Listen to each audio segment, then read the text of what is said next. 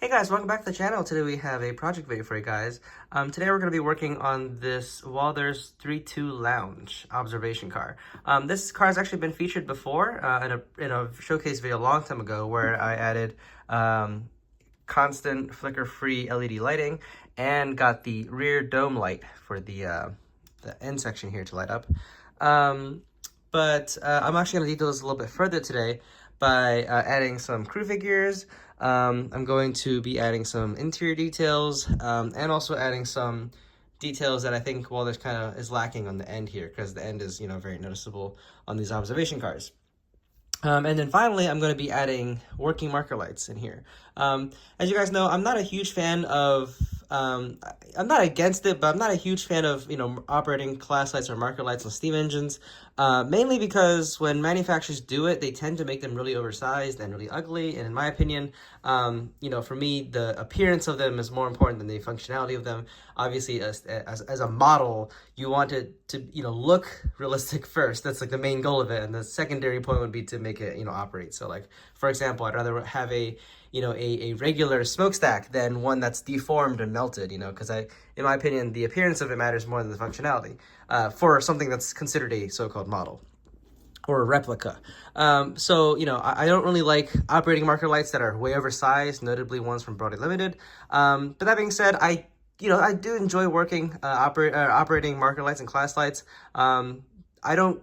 It doesn't matter that much to me if they work or not, because just like in real life, they weren't really used that often. For marker lights on steam engines, they're not really used unless if your steam engine's at the really back of a train pushing without a caboose behind it. And for class lights, again, those things are not really used during, they're only used at nighttime, and if you're running an extra or a section train.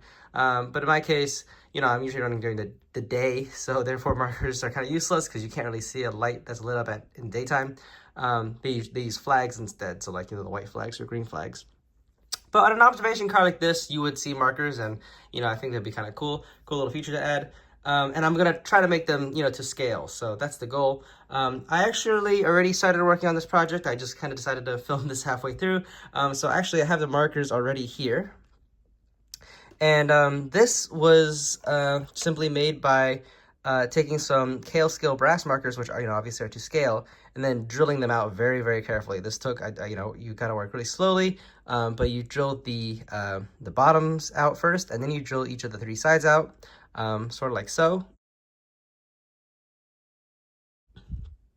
And then you stick an LED. In this case, I used an 0402 warm white LED, and I used some gallery glass, which is what I use to create that, clear lens. You can see there that it also colors the light that comes out, so therefore you can not only color it but also give it that lens. And these look really good when lit up. Actually, I tested them a few hours ago. They look like this. And so as you can see, they look pretty good in my opinion. I gotta add some more black paint on the bottom to make sure there's no light bleed out there. But otherwise, I'm gonna just basically install them here. Currently, I'm installing the figures. I painted up a whole bunch of these.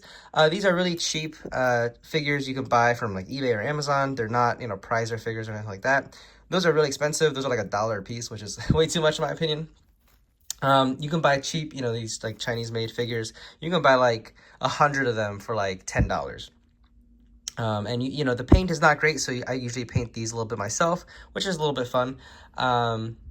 But in the long run, it's much cheaper to do it this way. And also, they're not the most, detailed figures. They have like, casting marks and whatnot, like that weird, usually the butt area has like a big circle like right there.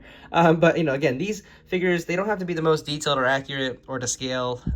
They can be crude because they're going to be inside these train cars, and you're just going to look inside and go like, oh, there's little people in there. You're not going to look that closely to see if the person there has its hand painted or wears a tie or anything like that. So I'm okay with cheaping out on figures that are going to be inside cars. I'd rather have more figures inside cars, more cheaper figures than fewer expensive ones, because these cars are usually run pretty full, pretty much at capacity, so you don't really see empty train cars. Anyway, so I did paint through all of these. There's probably like 60 in here.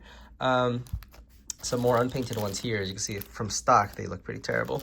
But But yeah, so I'm going to be installing, I usually try to aim for around 12 figures per car, but in this case, because it's an observation car, I feel like everyone's going to be looking at it, so I might actually add a few more this time.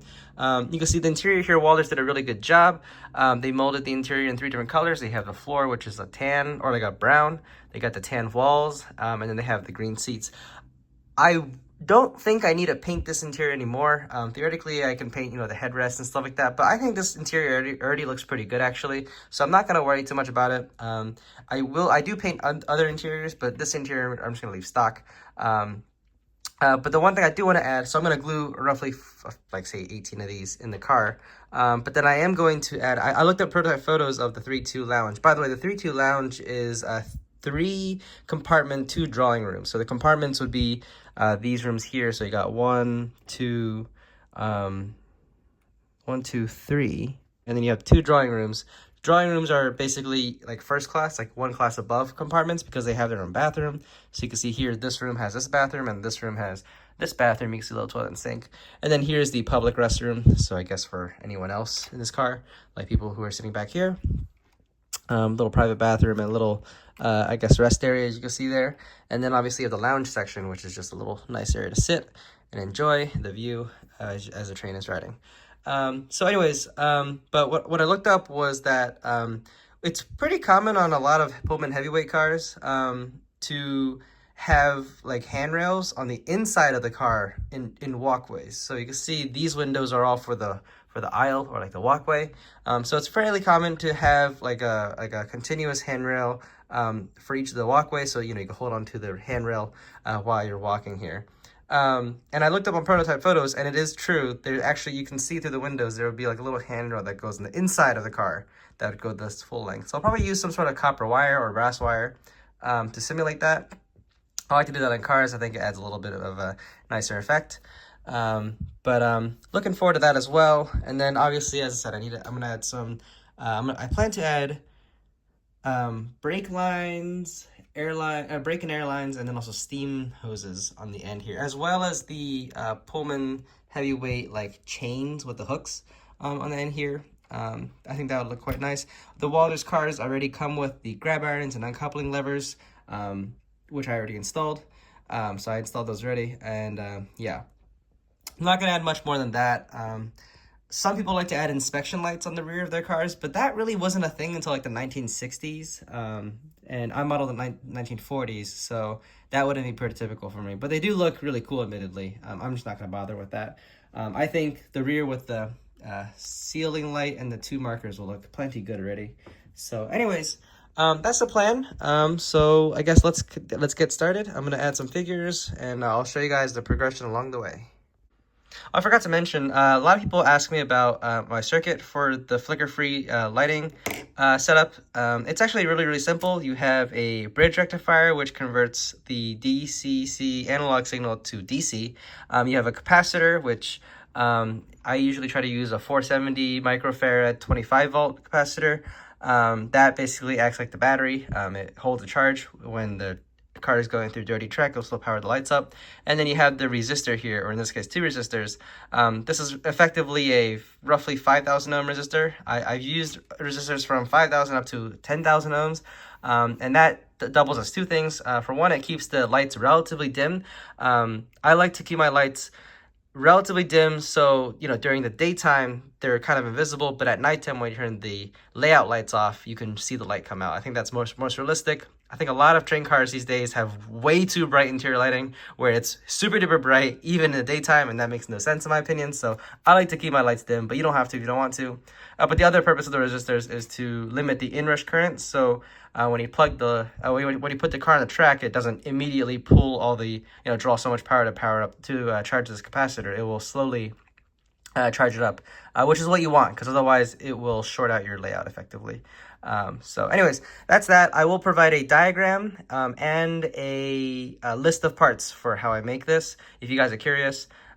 So yeah, in the description. So yeah. All right, next update. So I finished up the interior, added a bunch of little figures, a little tiny kid there that's just running around holding an ice cream. Some figures. I try to keep the ones in the end a little bit more colorful, so they're a little bit more noticeable. And then added a few people in each of the compartments or rooms. And then I added some window shades, as you can see there. Drew the shades down on the rooms that were kind of empty, just for the heck of it. Add a little variety. And then finally I added this long wire here, which is glued on the inside. But yeah, getting that perfectly straight and level was kind of a challenge. I think it looks fairly straight. It's not perfect, but I think that's good enough for me. But yeah, so next up is moving on to actually installing the lights and maybe some of the end details. All right, and I think this is complete. So I installed the marker lights on the end here. You can see they're right there. I drilled 2 holes, 1 hole for the marker light itself, and then 1 hole right below it, a much smaller one for the wires. Let me show you guys here. They thread right below the marker lights. I will be painting that red wire black, of course. The glue is still drying though. You can see then the wires go straight into the wall, so they're very subtle. I'm gonna, again, paint everything there black so you can't see it. But basically the wires enter through that wall and then go straight. They get pinched between the interior wall and the exterior wall. As you can see here, it gets pinched right in there. And then I cut a little groove here, and so the wires thread through the interior piece. And then this might look a little ugly, but this will work. So instead of trying to, thread the wires all the way to the end over here where the track pickup is, I ended up just basically mounting it over the ceiling. So they're basically hung over the ceiling. They're tensioned. This is copper tape over here. I've taped 2 pieces here, one for the positive, one for the negative. And basically this is always held in tension. So as long as this copper tape doesn't get loose, the wire is going to be basically pulled across the ceiling of the car. And you can see that, yeah, so the black wires go to here, the red wires go to here. And because they're tensioned, they won't ever droop, and you really can't see them inside the interior, which is good. Well, you really don't want to see the wires droop down, and you can easily see it from inside. And then the 2 wires go to the cab roof, which, as you can see here, I just have the LED interior strip. And then I basically just wired these 2 to that. And then also the end platform exterior light is also wired to that. So yeah, that's pretty much it. The wiring is all done. And yeah, the very last thing I should mention is that I ended up repainting the roof. I sprayed it with a nice like satin finish. So now instead of the really flat finish that Walthers put on their on their roofs, I decided to give it a slightly glossier appearance, which I think really helps. I don't really like the really matte finish they used, so I think this nice satin finish looks a whole lot better. It also hides that glue spot really well. But yeah, so I'm gonna put this back together and we will put on the track to see how it looks. But that's pretty much it for this project. And here she is all done. You can see that rear observation deck light is nice and bright, nice and orange, a very nice warm orange glow. The marker lights are very bright. They're red on the ends and orange on the sides. I don't know how I could tell that in the video. Let me see if I could darken this a little bit more. But yeah, they're nice and orange on the sides and the front. The interior lighting is nice and warm. Nice and dim as well. I don't like the interior lighting being too bright.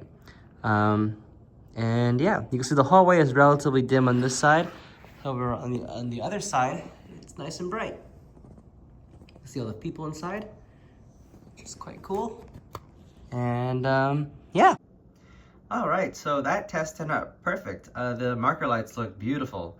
And so after that, I ended up adding some more details on the end platform here, just because this area is very exposed and it's easily visible. So I wanted to kind of spruce it up a little bit more. So what I began is I added some 2 little seats here. You can see they're painted maroon with the black armrests. I think they look fantastic.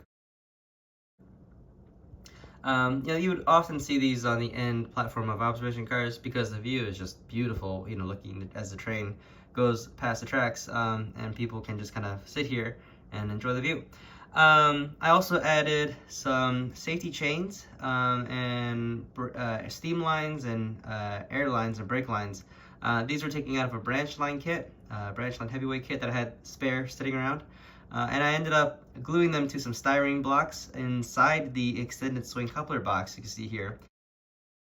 So with the styrene and all this extra details, the coupler box is now no longer extended swing. It's just a standard KD coupler box as far as you know, left and right swing goes. But that's okay because I don't really ever plan to couple this end of the observation car to anything. Maybe a steam engine can, you know, pull it during switching maneuvers, but otherwise I'm not too worried about the fact that this coupler can't swing extra just because it's not really being used. Anyways, and I think these details are well worth the sacrifice. I think they really add to the appearance at the end here. And the very last thing is adding this brake lever here. No one makes a part from what I've seen of this part, so I ended up just making one myself with some brass wire and a brass stanchion that I turned on my Dremel to sand off some bits. And yeah, I think it turned out really, really good. I did leave it unpainted brass just because in prototype photos you see, you know, this handle is usually like a tarnished or really dark, but still bare brass. So I figured I'd leave it like that. In like 10 years, it'll probably naturally, you know, tarnish and turn like a darker shade of gold. But yeah, I just figured I'd leave it unpainted, and just so it stands out, and I think it looks really nice. So anyways, that pretty much is it for this car. I think with the end details, this really stands out. Obviously with the figures that we added, the window shades, and the safety bars you can see there. I think this passenger car turned out really, really nice, and I actually had a great time detailing this car up. I hope to do the same similar detailing on other cars, including like cabooses, and if I think I like have like one other observation car, it'd be really cool to add this kind of stuff to. But anyways, so yeah, we'll see. But overall, I'm very happy with how it turned out, and very proud of this car for sure. I hope to bring it to clubs, and I'm sure people can appreciate it. But anyways, that's pretty much it for me. If you guys have any questions, please comment down below. I will try my best to answer all the questions. And yeah, hopefully you guys enjoyed, and I'll see you guys next time. Take care.